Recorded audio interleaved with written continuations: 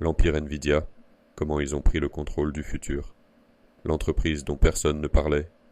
En 1993, 3 ingénieurs se réunissent dans un restaurant Denny's en Californie.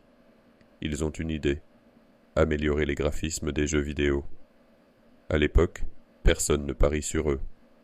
Aujourd'hui, cette entreprise vaut plus que Google, Amazon ou Meta.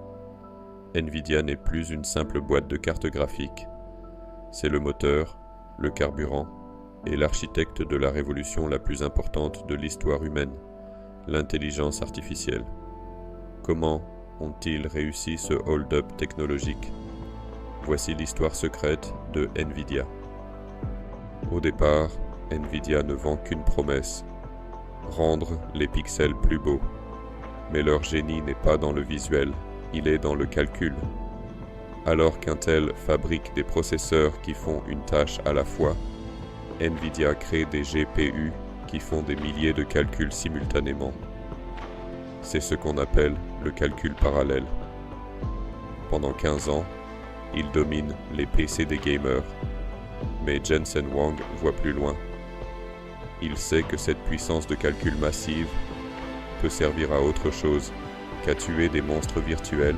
En 2006, Nvidia lance CUDA. Pour le grand public, c'est un détail technique. Pour le monde scientifique, c'est une bombe. CUDA permet d'utiliser la carte graphique pour faire des calculs mathématiques ultra complexes.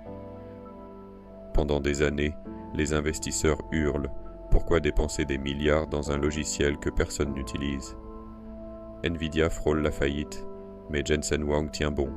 Il prépare le terrain pour une technologie qui n'existe pas encore. 2012.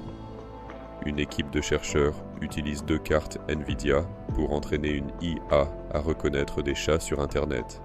Le résultat est 100 fois plus rapide que prévu. Le monde de la tech comprend soudainement. Le GPU est le seul moteur capable de nourrir les réseaux de neurones. Quand ChatGPT explose fin 2022, Nvidia est la seule entreprise prête. Ils ne vendent pas seulement des puces, ils vendent les pelles et les pioches de la nouvelle ruée vers l'or. Aujourd'hui, posséder 10 000 puces H100 est devenu plus précieux que de posséder des réserves de pétrole. Pourquoi personne ne les rattrape? 3 raisons. L'écosystème. Une fois que vous codez sur CUDA, vous ne pouvez plus partir. La vitesse. Nvidia sort une nouvelle puce tous les ans quand ses rivaux mettent 2 ans. L'ambition.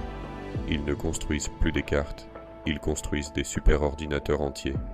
Nvidia possède désormais le monopole de l'infrastructure du futur. Conclusion. Le maître du monde. Nvidia est l'entreprise la plus importante dont vous n'avez jamais acheté le produit fini. Il contrôle ce que l'IA peut apprendre, à quelle vitesse elle progresse, et qui y a accès. Dans cette nouvelle ère, l'intelligence est la richesse, et Nvidia est la banque centrale. La question n'est plus de savoir s'ils vont gagner, mais qui pourra jamais les arrêter? Merci d'avoir suivi ce documentaire. Si l'économie du futur vous passionne, abonnez-vous.